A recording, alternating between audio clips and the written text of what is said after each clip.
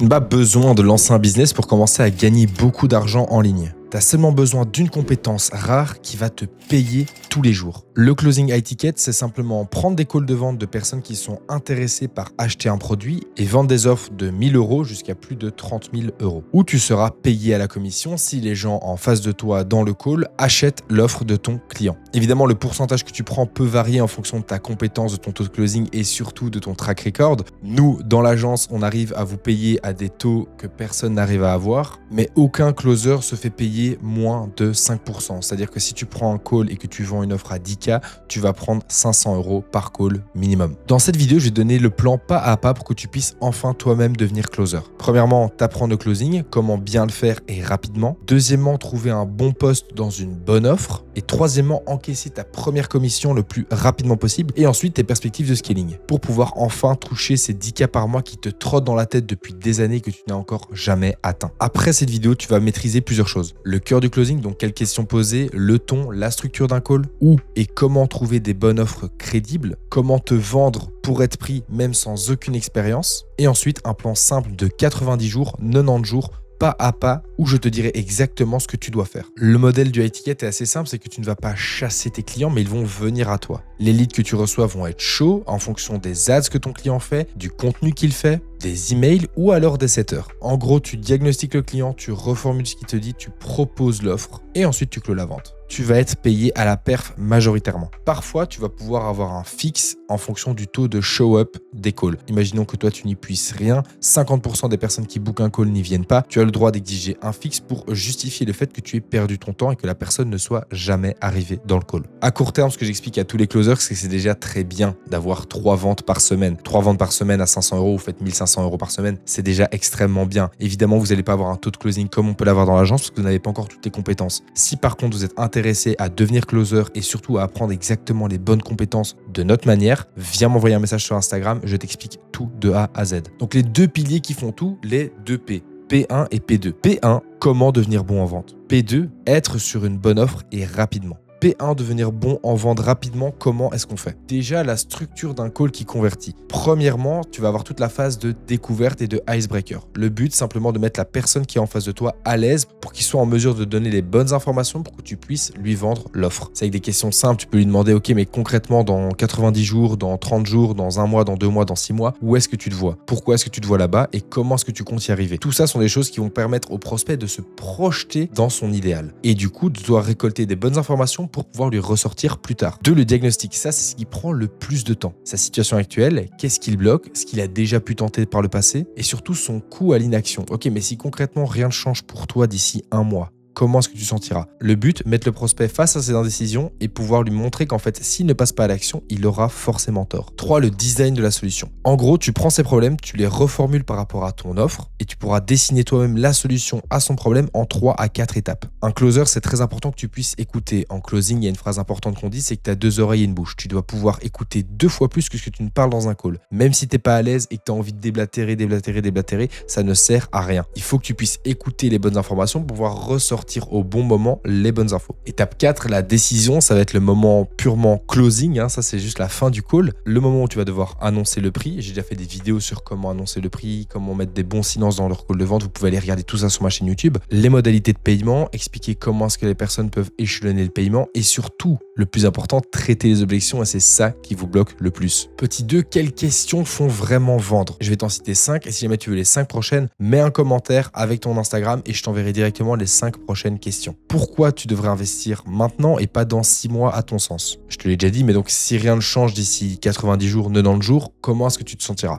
Et qu'est-ce qui va se passer concrètement? Dans les fois précédentes, qu'est-ce qui t'a manqué? Pourquoi est-ce que ça n'a pas fonctionné pour toi? Si ta situation ne change pas, qui d'autre risque d'être impacté? Pour que tu puisses me dire oui aujourd'hui et enfin changer ta situation, qu'est-ce qui doit être vrai pour toi? Troisièmement, la tonalité et le rythme, c'est extrêmement important. J'ai fait une vidéo sur le sujet. Pose ta voix sur les moments clés. Les moments où il y a besoin de réflexion, les moments où il y a besoin de justement rentrer dans une certaine fibre de contact. Parle plus doucement, explique de manière plus douce, ce que tu veux pour lui et comment est-ce qu'il va pouvoir y arriver. Mets des silences. Après des questions extrêmement importantes, je te conseille de mettre des silences parce que ça va permettre de rajouter de la gravité et surtout que la personne puisse se poser et vraiment réfléchir avant de te répondre. Si tu renchaînes par une autre phrase, une autre affirmation, le mec va juste répondre du tac au tac et il va être pressé. Non, il y a des questions où on veut que le mec se pose, réfléchisse et te réponde. La vitesse, c'est extrêmement important d'être lent sur des étapes importantes telles que le prix, mais par exemple d'avoir un flow de conversation normal sur tout le reste. Quand le mec t'explique ce qu'il a fait par le passé, comment est-ce qu'il se voit dans 10 ans, tout ça sont des choses où tu peux avoir une conversation normale avec lui,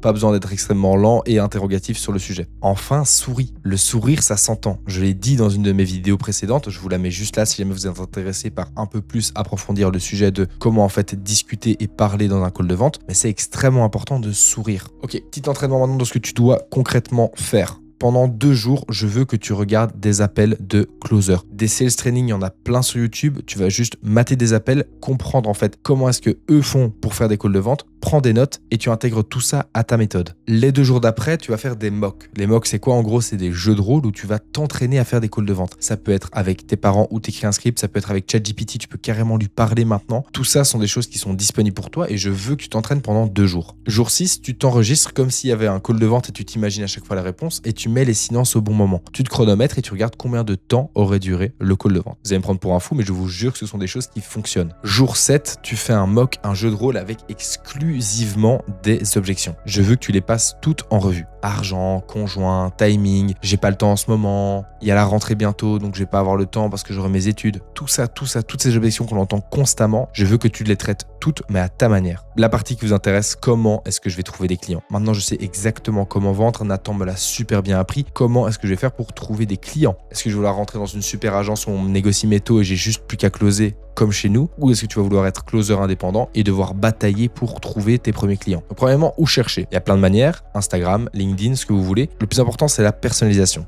Donc, vous devez comprendre que vous ne voulez pas un message hyper générique avec un vieux copier-coller dégueulasse. La personne ne voudra pas le lire. Dès qu'il y a plus de 10 lignes, les gens ne lisent pas. Ce que vos clients veulent, c'est que profondément vous intéressiez à ce qu'ils font, comment est-ce qu'ils le font, et surtout comprendre la structure de vente qu'ils ont pour le moment et discuter avec eux. Leur dire, ok, mais moi en fait concrètement, je pourrais t'aider là-dessus, je pourrais t'aider là-dessus. Si tu veux au début, tu me payes pas, on verra ça plus tard. Ce que vous voulez au début, c'est de la confiance de la part de vos clients, ok? C'est pas gagner des millions d'euros. Donc ce que vous allez faire, c'est que pour un peu vous différencier, vous allez pouvoir envoyer un loom de, 1 minute 30, 2 minutes, où vous expliquez concrètement qui vous êtes, ce que vous voulez faire. Vous proposez même de faire 3, 4, 5, 10 appels de vente gratuitement pour la personne, pour que votre futur client puisse vous projeter dans leur entreprise et surtout se dire, ok, en fait le mec il a la dalle, il travaille bien et il est tellement motivé qu'il va vouloir travailler gratuitement. En gros, une journée type, ça ressemble à quoi? À partir de 9h jusqu'à 9h30, tu fais un récap des KPI de la journée, de ce que tu vas vouloir et ce que tu vas devoir faire aujourd'hui. Et ensuite, de 10 à 13h, tu vas prendre 3 à 4 appels de vente tout simplement, où tu vas venir vendre le produit de ton client. Tu manges évidemment léger parce qu'il faut que tu puisses rester concentré. Ensuite, petit débrief de CRM pendant que tu manges de 13 à 14. Tu continues à faire des messages de suivi pour être sûr que tes calls de demain et tes calls de cet après-midi vont bien se passer. De 14h30 à 16h30, 2 appels au minimum et un mock, donc toi qui fais de nouveau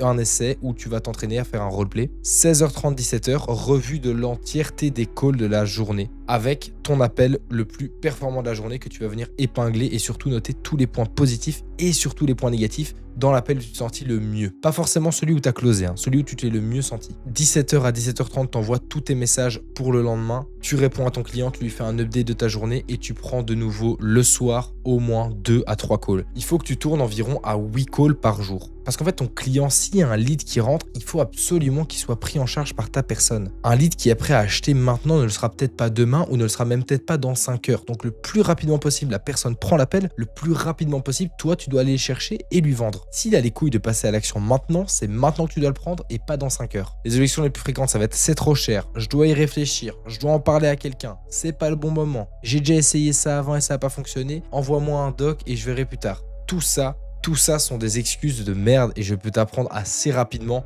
à pouvoir les résoudre. Envoie-moi un message sur Instagram avec l'objection qui te revient le plus fréquemment et que tu n'arrives pas à régler et je t'aide à pouvoir la régler à 100% adapté à ton offre en fonction de ton script de vente. Exemple d'outreach simple. En gros, un DM d'outreach assez simple, c'est bonjour tatata, poser une question assez ouverte. Ok, j'ai vu vos ads sur ça, je trouve ça extrêmement intéressant, elles sont vraiment bien tournées. Pourquoi est-ce que tu les tournes de cette manière-là? Est-ce que tu as d'autres, avec combien d'ads tu tournes pour le moment? Est-ce que tu as déjà des closers? Comment est-ce que tu arrives à du coup prendre tous les calls toi-même? Ah putain, ok, donc tu prends encore tous les calls toi-même. Et est-ce que tu arrives encore à te focus sur la vision de ton entreprise? Tout ça, c'est dans des questions assez chill où vous allez pouvoir ouvrir la conversation, où les personnes vont se livrer et vous allez vous rapprocher profondément de ce qui vous intéresse vraiment, c'est-à-dire devenir closer pour ce mec. Vous pouvez aussi envoyer des scripts que vous avez pu imaginer pour lui, 3 points d'optimisation qu'ils veulent avoir au niveau de leur funnel de vente. Tout ça sont des choses qui sont faisables. Et ensuite, une fois que tu sens que le mec est plus ou moins chaud, qu'il y a eu un bon échange, tu lui proposes un petit appel de 10-20 minutes où vous allez simplement discuter de en fait comment est-ce que vous allez pouvoir travailler ensemble. Ok, l'équation de l'offre, ça c'est extrêmement important. Tu as eu ton rendez-vous avec le gars, tu as fait tes 5 appels tests, ils se sont extrêmement bien passés, tu as eu un bon taux de closing. Maintenant, tu sais à combien est l'offre de ton client et tu vas devoir négocier ton pourcentage. En gros, imaginons que ton client a une offre à 2K. Assez facile. Tu prends 10% pour être très simple. Donc tu prends 200 € par appel que tu vends. Il y a 4 appels par jour, tu arrives à en vendre un tous les jours.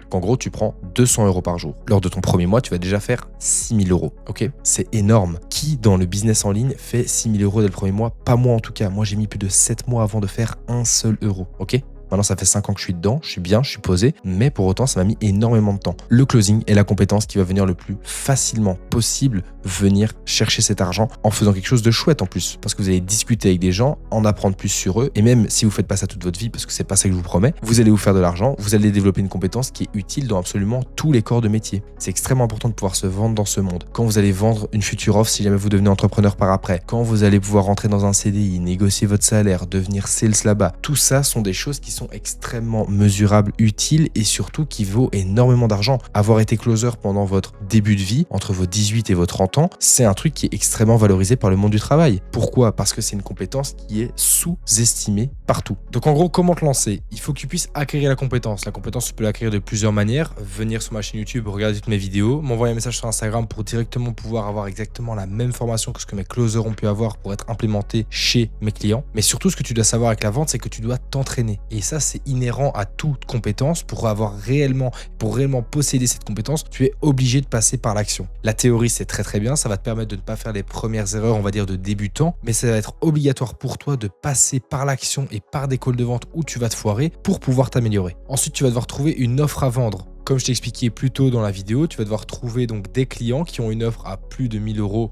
pour que tu puisses prendre un bon pourcentage à vendre et que ces clients-là délèguent leur vente à ta personne pour que tu puisses les faire exploser en résultat comme nous on peut le faire dans l'agence avec nos clients. Et surtout, le truc qui va être inhérent au fait que tu sois bon dans la vente, ça va être te former au produit. Il faut que tu saches exactement de quoi tu parles parce qu'en fait, il n'y a rien de pire qu'un vendeur qui n'a aucune idée de ce qu'il dit. Tu vas te faire cramer par ton client, tu vas te faire cramer par tes futurs prospects. Bref, que des choses qui vont être hyper négatives autour de toi et qui vont faire que tu n'as aucun résultat. Pour le coup, comment est-ce qu'on fonctionne avec l'agence? C'est que c'est moi qui vais faire tous les scripts de vente, les donner aux closers et que eux vont pouvoir me faire des suggestions pour améliorer. Pourquoi? Parce que je tiens à ce que mes clients aient le meilleur service. Et comment est-ce qu'ils ont le meilleur service? En passant par moi. Je veux le meilleur pour mes clients et le meilleur pour mes closers. C'est pourquoi c'est toujours moi qui vais rédiger les scripts de vente pour pouvoir prendre la pleine responsabilité et surtout transmettre les bonnes informations aux bonnes personnes. Petit tips de fin, il faut donc que tu aies une écoute active, que tu puisses profondément t'intéresser à la personne, que tu poses des questions puissantes au bon moment et avec le bon ton, que tu gères correctement les objections et que tu aies un suivi de post-vente le plus fluide possible. Ça se travaille évidemment avec ton client, mais c'est très important que pour toi, ce soit très simple parce que c'est pas ton produit, c'est celui de ton client, donc c'est à lui de pouvoir gérer le problème, mais c'est à toi de pouvoir correctement délivrer le produit. Donc c'est très important pour toi. Mon gars,